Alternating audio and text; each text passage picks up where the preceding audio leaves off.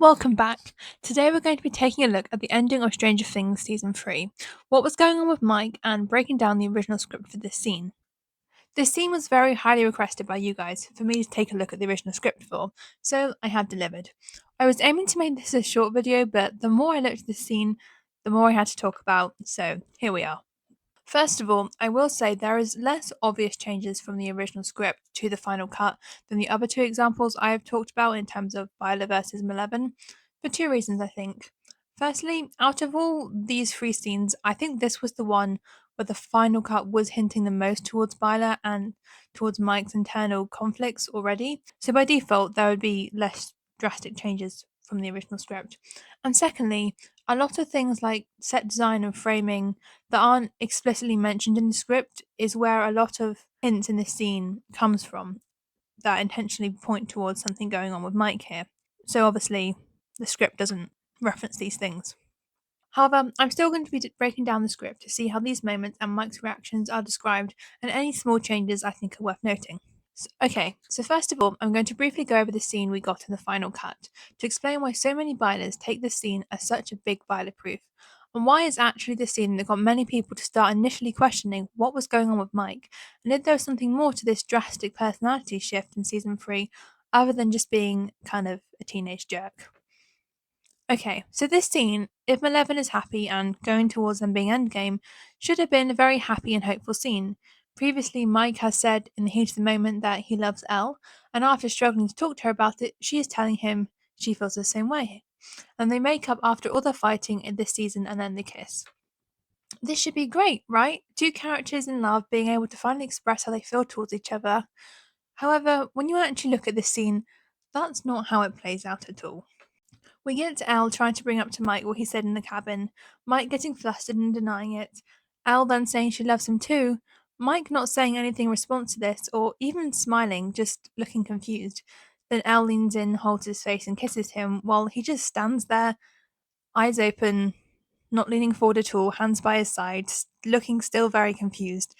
And then when Elle walks away, he still doesn't say anything, but looks even more stunned and confused. Confusion is a key theme here. And if this wasn't enough, if we take a look at the framing of the shot, it's in Will's room, in front of Will's closet, which is open, and the angle that the kiss happens from, you can see this light bulb appearing over Mike's head, as if this is a light bulb moment of realization for him, and then we have Will's old teddy bear in between the two, symbolizing Will is the thing that's stopping them from getting closer. Imagery that continues on throughout season 4, where Will is often physically put between the two in the framing of the shots. And if all that wasn't enough, the music playing in the background here is the same music that played during Robin's coming out moment to Steve, titled The First I Love You, where love is the only word not capitalized. For me, during Robin's speech, the symbolism of this title is her telling Steve she does love him, but not in the way that Steve was hoping. She's not in love with him, it's a platonic kind of love, which we then see plays out into a beautiful and healthy friendship. So why, if this means this thing for Robin, can't it mean the same thing for Mike? Or at least something very similar? Okay, so I'm going to read you the script alongside the final scene now. Sorry if it's quite broken up. I'm trying to avoid the copyright claims, so I've had to break it up quite a bit. Interior, Byer's house, Will's room, day.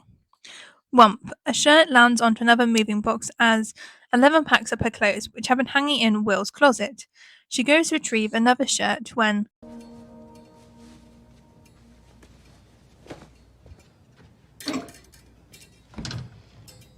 she eyes a toy dragon on the top shelf.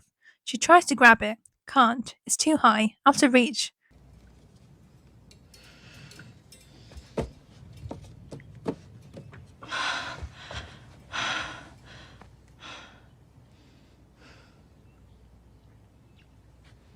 But there is another way. She holds out a hand, concentrating hard. We push in on the dragon, waiting for it to move, hoping, but nothing happens. Her powers are still gone.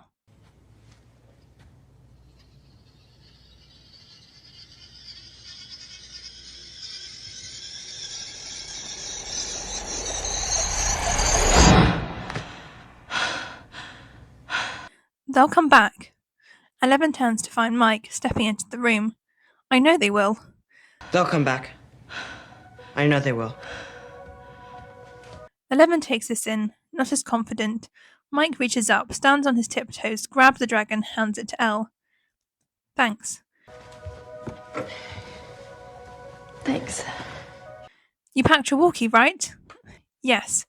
Because you know I'm going to steal Cerebro from Dustin and call you so much you're going to have to turn it off, right? 11 blushes at this, feeling a little better now. Packed your walkie, right? Yes. Because you know that I'm gonna steal Cerebro from Dustin and call you so much you're gonna have to turn it off, right? Did you talk to your mum about Thanksgiving? Yep, got the okay. I'll be there. And then Christmas. I was thinking maybe you could come here. You and Will. It could be before or after Christmas or whatever Mrs. Byers wants. But I was thinking Christmas Day would be super fun because we'd have like cool new presents to play with. Sorry, I just realised how that made me sound like a 7-year-old. Did you talk to your mom about Thanksgiving? Yeah. I got the okay. I'll be there. And then I was thinking maybe you could come up here for Christmas. And Will, too. You can come before or after Christmas or whatever Mrs. Byers wants, but I was thinking Christmas Day could be super fun because we'd all have cool new presents to play with, and, sorry, that made me sound like a 7-year-old. No, I like presents too. Yeah, okay, cool. 11 smiles, turns to go with the dragon when she stops, turns back. I like presents too. Yeah, cool, yeah. Cool. I like presents, too. Cool.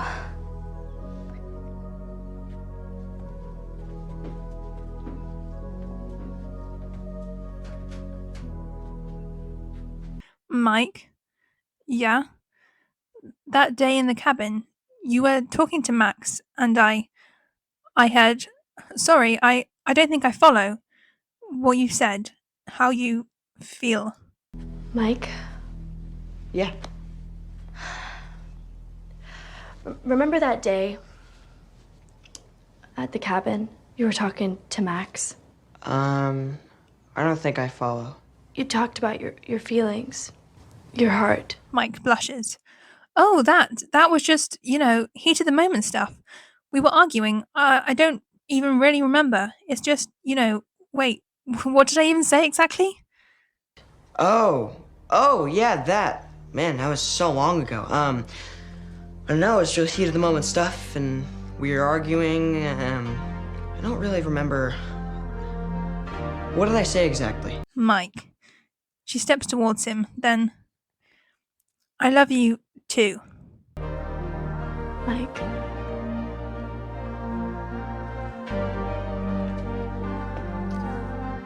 I love you too.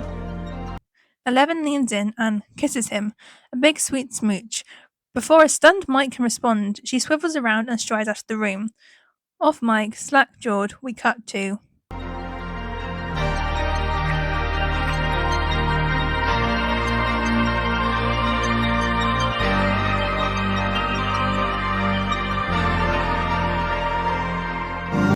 And that's the end of that scene. Okay, so there are a few moments and small changes I want to talk about. Firstly, the change from the dragon to the teddy bear. To me, the dragon is much more of a clear reference to Mike and Will's friendship, the love of fantasy and D&D. In Will's painting of season 4, he even draws Mike fighting a dragon. Also, the change to the teddy bear does make the moment seem a bit more softer and romantic, whereas having a fire-breathing dragon in between you when you kiss seems much more of a clear symbol of something being doomed. Also, dragons are often associated with jealousy. Next is some small changes in wording between Mike and Elle. When she's talking about the day at the cabin, there's an addition here in the final cut of her saying, "You talked about your feelings, your heart," whereas in the original script it just says how you feel. I wonder if this specific wording change was intentional to parallel how in season 4 Will describes Mike as being the heart. Lastly, I want to go over how Mike and the kiss is described in the scene. Firstly, it's specified Elle is the one to lean in and kiss him. It doesn't say they kiss, it says kisses him. Then we have Mike's response being described as stunned and slack-jawed. I didn't know what this last thing meant, but according to the dictionary, it's having the mouth hanging loosely open as if in shock or confusion. Yes, confused. Not just shocked and surprised by Owl's response, but confused. You don't act confused in this moment if you love someone, they say they love you back, and everything is happy and going great. Something else is going on in Mike's brain here. Processing this and realizing perhaps he doesn't feel that way after all. I want to go back now to look at the interaction between Mike and Will a few moments before this scene with Elle. A scene where the way Mike is looking at Will and he's saying it's not possible he'll join another party is more how you would expect Mike to be looking at Elle after she says she loves him and then kisses him. This whole scene is Will and Mike telling each other they will always need each other and fixing the fight they had earlier on, which never really got a clear resolution. Earlier, Mike was telling Will he was the one that needed to grow up. They couldn't play games in his basement forever. But now, when it looks like Will's finally accepting this, Mike panics and he realizes this isn't what he really wants. He doesn't want this to stop. Ever. I also want to point out a small change here in the final version, which I think points towards byler even more, and this is Max and Lucas singing Never Ending Story. This was still in the original script, but there, after Dustin tells them to stop, it just says they roll their eyes, then it goes straight to Will walking in with the D&D box. However, in the final scene we got, Max and Lucas continue singing again here as we pan to Will walking, and the lyrics we get here are very telling of what happens with byler, I think. Turn around, look at what you see, in their face, the mirror of your dreams, rhymes that keep their secret, and that's where it cuts off. Though I will note, the next bit in the song does talk about, and here beyond the rainbow is the answer to our never ending story. But maybe they thought that was just a bit too on the nose to include here. But to me, all these lyrics are just very telling to byler here and what is happening with Mike in this scene. Turning around and really seeing Will for the first time for what he is to him, that his life with Will, where they get to play games together forever and be together, is what he really wants, and these secrets are being revealed to him.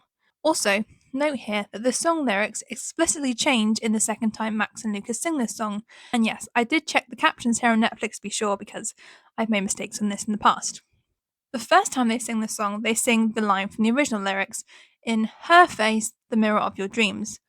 But the second time, as we pan on to Will approaching Mike, it's in their face. Now, I don't think this is a coincidence or a mistake. If it was a mistake, they would have just got them to refilm it. And also, it would be odd that they would both make the same mistake at the same time singing this new version, when a minute ago they showed us they did know the original words. No, this is intentional, and it's pointing towards these lyrics being about the next scene that's happening, about byler. I'm going to read the script again here and then show the scene. There's not many other changes, but I thought I'd show you anyway. Max Lucas, pre-lap, singing, turn around, look at what you see, in her face, the mirror of your dreams. Turn around, look at what you see in her face, the mirror of your dreams. Interior, Byer's house, living room, day. Max and Lucas are singing Dustin's love song as they pack some moving boxes. And what you see will be rhymes that keep their secrets will unfold behind the clouds. Rhymes that keep their secrets will unfold behind the clouds. Max shoots a look to Dustin. Did we get that right? Unfold behind the clouds? Yes, but you're butchering it, so please stop. Then why don't you join us, Dusty Bun? Yeah, Dusty Bun, why don't you join us? You guys are so funny, you should go on Carson. Can't I just hear your rendition? No. Please, just one verse. You get that verse right, it's unfold behind the clouds. Yeah, but you're butchering it, so could you please stop? So then join in, Dusty Bun. Yeah, come on, Dusty Bun, why don't you join us? You guys are so funny, you should be on Carson. Can't we just hear your rendition? No. Please, just one verse. No, you may not. It's reserved for Susie's ears and Susie's ears alone. As Max and Lucas roll their eyes, Will walks in from the hallway carrying a stack of D&D books. He drops them into a box marked donations. No way, it's reserved for Susie's ears and Susie's ears alone. Turn around, look at what you see in their face, the mirror of your dreams. Shut up, you guys. Rhymes that keep their secrets. You guys, please shut up. Whoa, dude, that's the donation box. I know, I'll just use yours when I come back. I mean, if we still want to play. Whoa, dude. That's the donation box. I know. I'll just use yours when I come back. I mean, if we still want to play. Yeah, but what if you want to join another party? Will shakes his head, smiles. Not possible. The two old friends share a smile as, Yeah, but what if you want to join another party? Not possible. and that's the end of that part. Finally, the last thing I want to touch on in this part of the scene is the fact that in this conversation Mike's just had with Will plays into what he says next during his conversation with Elle. With Will, they're talking about what will happen when Will comes back and them getting to play games together again. Then, in Mike's conversation just after this with Elle, what does he talk to her about? Her, and specifically Will too, coming back for Christmas, as he thinks it'd be cool to get to play with their new toys together. Then he stops himself, saying he realizes how childish that sounds. At first, I thought nothing of this line, but when you look back within the wider context of this scene and this whole season, Mike's whole struggle here has been trying to appear grown up. Like he's in this relationship with this girl and doesn't need childish things and games anymore, which we see him project onto Will. But deep down, Mike still wants these things too, and in the conversation he's just had with Will, this is even more clear. And we're shown here that he's now accepting this about himself and starting to drop this facade he's been putting on. Reinforced even more when we open in season 4 and it's Mike in high school, fully embracing his geeky, nerdy self again, playing board games with his friends and geeking out about 20-sided dice and not trying to maintain this act he had in season 3. Lastly, I wanted to talk about how Hopper's speech at the end of this scene relates to Mike's feelings and towards Byler. And then the use of the song Heroes. Hopper's whole speech is about accepting that people are growing up, changing, experiencing new things, and that you have to just let this happen, even if it makes you sad. While the in universe context of this is specifically towards Elle, as we hear this as a voiceover to the whole goodbye scene and some specific shots of just Mike, it's a fair assumption that these things can be applied to a broader range of characters than just to Elle. Some of the things said in relation to Mike and Byler are definitely intentional. Others may be more of a reach, but I want to discuss them here anyway. And these are all quotes in the speech in the final scene, but it doesn't change that much from the original script. While Mike hugs Will goodbye for the last time, Hopper says, "Feelings. The truth is, for so long, I've forgotten what those even were." Mike's been suppressing his feelings for a very long time here, and we can see now he's starting to feel them. Also, this line takes place for Elle as she hugs Max goodbye, with her emotional arc this season being surrounding about finding healthy friendships and being more independent, not just about relationships. Something reinforced later on by her love of Max being what saves Max from Vecna in season 4, not Mike's speech. As the van drives away and Mike and the others watch it, Hopper says, "But lately, I guess I've been feeling distant from you." All of them are shown here, but the camera zooms in on Mike, as Hop says, like you're pulling away from me or something. And what do we see in season 4? Elle saying Mike has been pulling away from her, and Mike saying Will has been pulling away from him.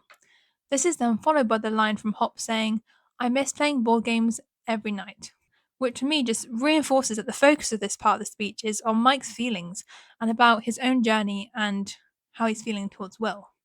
As this ties in perfectly what I discussed a minute ago about his journey this season and this realization at the end towards Will and what he really wants is to be a Will and play games with Will forever, not what he thinks he should want, which is having a girlfriend and quote unquote growing up. Hop then says, "But I know you're getting older, growing, changing." And on changing, the camera cuts back to Mike as the others bike off and he is left alone in front of Will's house. And I want to specify here, it's Will's house, not Elle, who lived with Hop in the cabin. And if he were thinking about Elle here, it would make sense for him to continue watching the van, which is where she is. But no, he turns around to look back at Will's house, as Hop says, and I guess, if I'm being really honest, that's what scares me. What is it that scares Mike the most here? Change. And what specifically? This dynamic he has with Will, and the loss of their childhood together, and how it's making him feel about himself. As Mike follows the others, we cut to Will crying in the car, as Hop says, "I don't want things to change." This scene shows both Mike and Will are afraid of this change happening. And it also parallels the season 4 van scene where Will is crying due to him feeling like he is losing Mike and what this means to him. He's also looking out the window here and trying to hide it, but Jonathan notices what's going on. Then we have Mike returning back to his house in a state of shock and grief over what's happened. not being able to fully process what he's feeling and his mum noticing this and coming over to hug him. Another parallel here that makes it clear that it's Mike's feelings in this scene is what we're focusing on, and his feelings towards losing Will, as it's the same scene we saw back in season 1 where they found Will's body and Mike thought that he'd lost Will forever. Though I do want to note a small change that season 1 Mike is more openly upset here, whereas here he seems more in a state of disbelief. If you've ever experienced this sudden grief and the initial feeling of numbness and not being able to believe or process what you're feeling, Mike's face in the scene greatly reminds me of that. He's only just realizing what losing Will to him really will mean. And also, I think back in season 1, where he felt okay being able to show his emotion and how important Will was to him, here, as he's starting to realize there's something different about their dynamic, he feels like it's more wrong for him to be showing this level of sadness over losing Will. And also, here at the same time, we have Hop saying that he tried to maybe stop that change, to turn back the clock, to make things go back to how they were. Hop continues the sentiment that that was being naive and not how life works, it's always moving. This relates to how Mike has been trying to stop things by putting on this act to keep his feelings and relationship with Will the same as it has always been, the fear of things changing and these new feelings and wishing that they could just go back to the simpler times. Then we move on to Elle here, who, although also upset, has this golden light shining on her face from the sun, signaling that this change is going to be a positive one for her and will allow her to grow and change, as Hopper's speech is saying. Hop's speech continues, framing change as being painful, sad, but also something sometimes surprising and happy, so to keep on growing up. He talks about having to remember the hurt from these changes, and that this hurt is good, as it means you're out of the cave and feeling things again. Something Mike, who attempts to suppress all his emotions for fear of hurt and change, really needs to hear. After Hopper's speech finishes, we then have Heroes, the version by Peter Gabriel, starting to play. And if you needed any more signs or parallels or callbacks to season 1 to prove to you the byler undertones in this scene, this was the same song that played when they found Will's body in the quarry, and when we got the scene of Mike going home in despair to his mum, crying and thinking he's lost Will forever. Of course, there's so much to discuss about that song, but that's more than I have time for today. So that's where I think I'm going to end this video. This scene tells us so much about Mike's character, and I really hope we get to see this continue to unfold going into Season 5, Volume 2. I really hope you enjoyed this, and have a great day.